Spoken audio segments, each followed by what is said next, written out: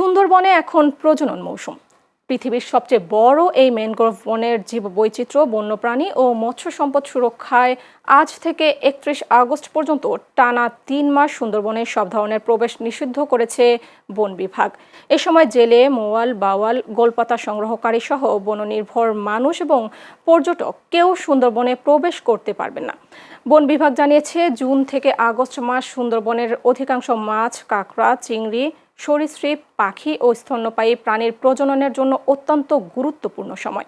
একই সঙ্গে বনাঞ্চলের নদী, খালগুলো বিভিন্ন প্রজাতির মাছের ডিম ছাড়ার নিরাপদ ক্ষেত্র হিসেবে কাজ করে এবং এই সময় বিভিন্ন উদ্ভিদের বীজ, অঙ্কুরোদ্গম ও নতুন চারা জন্মায়।